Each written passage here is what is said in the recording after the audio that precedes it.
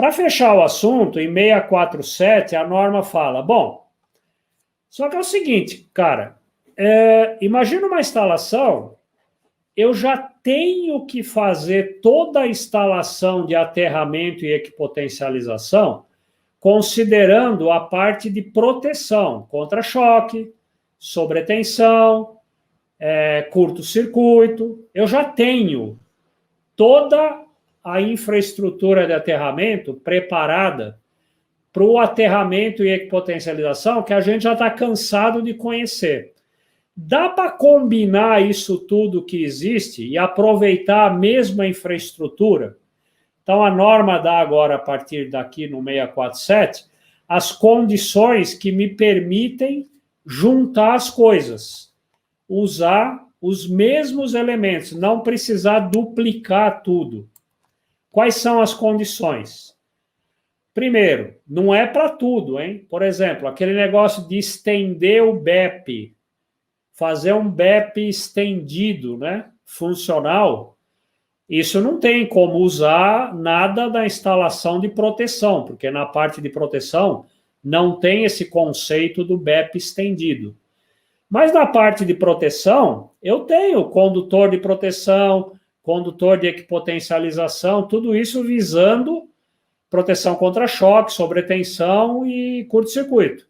Será que dá para usar esses condutores, né? Esses daí, não aquele BEP estendido, dá para usar isso na mesma função funcional e proteção? Bora ver. Então, 6471. Se o condutor for destinado a servir ao mesmo tempo como condutor de proteção, choque elétrico, DPS, e de aterramento funcional, para atender o circuito de sinalização, reduzir interferência eletromagnética, eu posso usar, se no mínimo ele satisfizer, esse condutor satisfizer a parte de condutor de proteção em toda a sua extensão, que é como está dito em 643, e o que está em 6463. Então, se o mesmo cabo atendeu o que está em 643 e 6463, ele pode ser o mesmo, como condutor de proteção de choque e DPS e condutor de aterramento funcional. Quais são as condições? 643 é dimensionar a seção mínima do PE, seja pela fórmula K2S2 igual a I2T, ou pela tabela 58, cabo até 16 milímetros quadrados, a mesma seção do PE ou do fase, blá, blá, blá, blá. Eu respeitar os tipos de condutor de proteção, garantir continuidade elétrica. Se for fazer PEM, mas PEM é a última coisa do mundo que a gente deve ter numa instalação, já falamos sobre isso na Masterclass de esquemas de aterramento, né? E disposição de condutor de proteção. Essas coisas todas tranquilamente são atendidas tanto pelo condutor de proteção quanto pelo funcional. E o 6463 é o que a gente acabou de falar, considerar corrente de falta fase terra no condutor funcional e corrente de regime e queda de tensão se ele for usado como condutor de retorno. Então, se eu satisfizer tudo isso, que não é muito difícil de satisfazer, não, eu posso usar.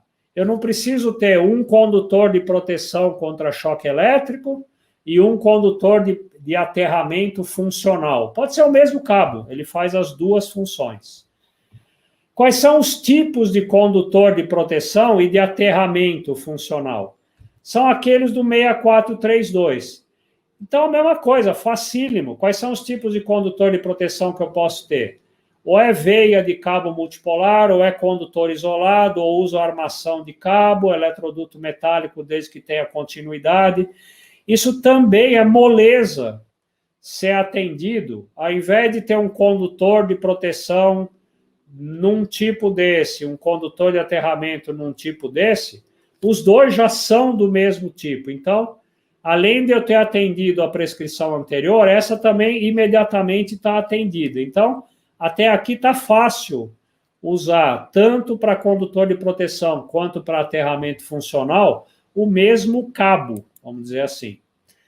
Aí tem no 6472 uma regrinha só importante, que ela é muito similar a uma que tem também na parte de proteção, que é o seguinte: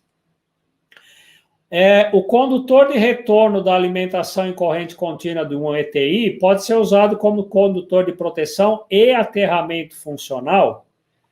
Então, de novo, aquela história, eu não vou levar um condutor negativo para o ETI lá, para o equipamento. Eu vou usar o próprio terra como negativo, ok? Então, a norma diz, eu posso usar o próprio negativo como terra de um equipamento, né, alimentado em corrente contínua, e esse cabo verde aqui, o condutor, que vou usar como negativo, que é o retorno, também pode ser condutor de proteção e também pode ser o condutor funcional, se na eventualidade de eu perder esse circuito em questão, ele fala aqui, na eventualidade de abertura do circuito, quebrou esse condutor aqui no meio do caminho entre essas duas massas aqui, ó, quebrou. Ele diz, eu posso usar isso aqui como condutor de proteção e de retorno e funcional, se, quando quebrar esse cabo aqui no meio, não tiver entre as duas partes que ficaram separadas aqui, entre essas duas massas, uma tensão de contato maior do que aquela que está na tabela C2 da 5410, que vai desde 30 volts se eu tiver molhado até 120 volts em corrente contínua se eu tiver seco, com 60 no meio do caminho. A situação mais comum seria 60 volts, né? Então, assim, posso usar esse condutor como retorno funcional e proteção? Posso, desde que, se eu perder o cabo aqui no meio, não tenha mais que, por exemplo, 60 volts entre essas duas carcaças que possam ser tocadas ao mesmo tempo. Ok? Bom, desculpa. Como é que eu garanto isso? E por que acontece essa diferença de potencial? Olha essa figura. Se eu perder aqui, a alimentação desse primeiro equipamento da esquerda, ela sai da fase do positivo, vem para o equipamento, sai pelo negativo e volta para a fonte. Então, esse condutor, esse equipamento, continua funcionando se eu perder a alimentação aqui, se eu perder esse cabo aqui. Ele continua funcionando e passa corrente por esse condutor verde, que é o condutor de retorno, e tem corrente normal de carga aqui. Se passa corrente, eu tenho queda de tensão em cima desse condutor verde aqui, que está ligado à carcaça do equipamento. Bom, só que nesse outro equipamento aqui, não tem corrente nenhuma, ele parou de funcionar, porque a corrente viria pelo positivo, sairia pelo negativo, e ela não tem por onde voltar. Então, eu introduzi via equipamento aqui, né? Eu introduzi esse equipamento, tá? A carcaça dele tá num potencial qualquer aqui, que é desse pedaço de fio verde que está desligado do mundo. E essa carcaça está num potencial aqui que depende da queda de tensão nesse condutor de proteção aqui, nesse cabo de retorno. Então, eu vou ter esse ponto aqui, que está energizado num potencial, essa carcaça, e essa outra carcaça que não está funcionando, num outro potencial. Se essa diferença de potencial passar de qualquer um desses valores limite, eu coloco uma pessoa que toque essas carcaças ao mesmo tempo em situação de choque. Então, eu preciso fazer uma conta e ver qual é a tensão que vai ter na carcaça. É lei de Ohm, que é corrente contínua, né? Qual é a tensão que eu vou ter nesse ponto aqui? Imaginar que esse daqui está em 0 ou em qualquer outro ponto aqui e ver qual seria uma eventual diferença de potencial aqui. E ver se ela atende a esses valores dessa tabela. E 6473, ela segue mais uma continha que eu tenho que fazer, que é o seguinte: se a corrente de alimentação, quando eu compartilho, né, quando eu tenho o condutor de proteção funcionando como condutor de aterramento funcional, ela diz que não pode ter uma queda de tensão nesse condutor de proteção que é compartilhado, combinado, maior do que 1 volt de queda de tensão em qualquer ponto desse condutor. Por quê? Ela diz aqui, ó, o principal objetivo é restringir a corrosão, ok? Bom, isso daqui vale, evidentemente, se esse condutor aqui de proteção e de aterramento funcional for nu, porque se ele for isolado, não tem mais esse lance de corrosão.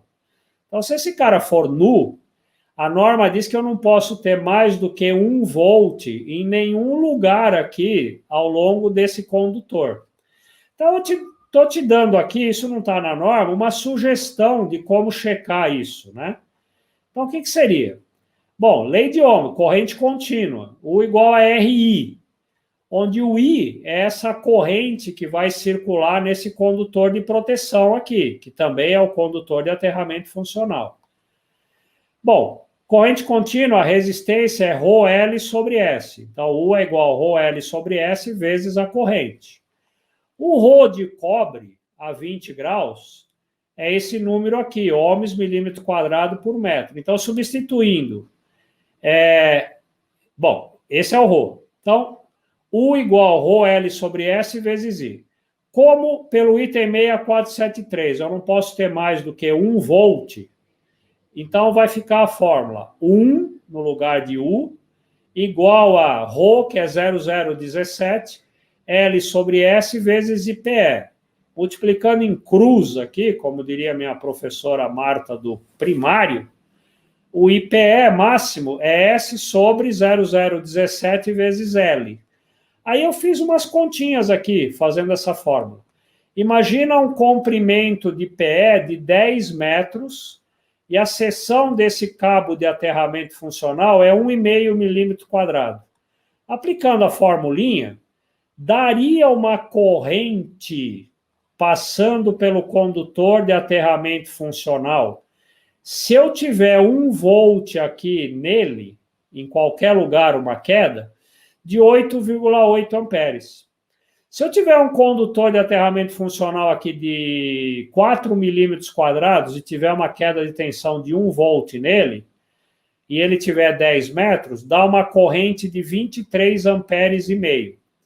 Bom, e daí? E daí que é o seguinte, para a gente atender essa regra de não ter mais do que 1 volt de queda para restringir corrosão, é legal eu saber o seguinte, não pode ter mais do que X amperes passando pelo condutor de proteção, permanentemente, porque o problema aqui é corrosão, né? Então, assim, eu tenho um condutor de aterramento funcional aqui, 2,5 milímetros quadrados. Aí eu fiz o projeto, esse cabo tem 10 metros de comprimento. Bom, se eu não tiver mais que 14,7 amperes passando nele, eu atendi a regra de não ter mais do que 1 volt e estou livre de corrosão. Como é que eu sei quantos amperes vai ter passando nele? Bom, isso é fácil, né? Ele é um condutor de retorno aqui. Não, esse caso ele não é de retorno, mas se ele é só um condutor de aterramento funcional e de proteção, é esperado que a corrente por ele seja de fuga, miliamperes. Beleza? Então, não seria esperado ter essa quantidade de 15 amperes passando nele. Outra forma vou ter DR nesse circuito. Se o DR é de 30 miliamperes, ou 300, ou 500 miliamperes, e eu sei que nessa situação, com essa seção e esse comprimento de cabo, eu posso ter até 15 amperes passando no PE, e o DR é de 500 miliamperes, pronto, eu nunca vou ter 1 volt aqui, nunca vou ter corrosão, está atendida aquela prescrição da 5410. Por último, para encerrar, aqui ela diz assim, eu posso usar as estruturas dos ETIs como condutor de proteção e aterramento funcional? Ou seja, eu tenho um rack lá do meu data center. Ele é todinho metálico, lindão. Rack de uma espessura de aço ali maravilhosa. Posso usar aquilo como condutor de proteção e aterramento funcional e não passar um fio? Eu posso, desde que eu atenda as 4 condições a seguir, que eu vou analisar uma por uma aqui para encerrar a nossa exposição aqui. Primeira, essas partes estruturais aqui, ó, eu tenho aqui um rack num data center. Tudo isso aqui é metálico, chapa bem grossa e tal. Condição número 1, para eu não usar fio terra nenhum aqui e usar o próprio rack como fio terra. Ter continuidade elétrica aqui. Então, se eu garantir, seja por construção, seja usando solda, compressão, rebite, parafuso, se eu garantir que a continuidade está ok, nunca eu vou perder a continuidade. Ponto número 1 a favor de eu poder usar esse rack como fio terra funcional. 2, a seção mínima desse rack, ok? Tem que atender 6431. E 6431 dá ali as condições para a gente atender. Então, primeiro, num caso de curto-circuito, eu tenho que calcular ali a integral de Joule, K2S2 igual I2T, não sei o quê, ou aplico aquela seção mínima da tabela de condutor de proteção em relação à fase, e tenho que, no mínimo, a seção daquele rack tem que ser equivalente a 2,5 milímetros em cobre, ok? E garantir toda aquela parte de seccionamento automático da alimentação no esquema TT, TN, IT, aquelas regrinhas todas lá. Se eu conseguir garantir isso, posso usar o rack. Terceira, se eu tiver um rack assim, que geralmente é assim um rack, né? E eu puder, por algum motivo, tirar esse rack do meio, eu tiro ele daqui. Não preciso mais desse rack aqui, tirei. Se ao tirar eu consigo garantir a equipotencialização, eu não vou interromper a equipotencialização aqui, beleza. Então eu posso usar o rack. É a mesma história, né? Tem a ver com garantir continuidade, né? Nesse caso ela fala, se eu tiver um equipamento que eu puder remover uma parte dele, eu tenho que garantir que eu continue tendo equipotencialização nos caras que sobraram. E por último, ela diz assim, é específico, se esses racks aí, se esses painéis tiverem 10 metros de comprimento ou mais, os condutores de proteção e aterramento, ou seja, o rack, né, a estrutura, que nesse caso faz o papel do condutor de proteção e aterramento funcional, então, se o rack tiver mais de 10 metros de comprimento, eu tenho que obrigatoriamente ligar as extremidades dele ao barramento de equipotencialização funcional que tiver ali perto.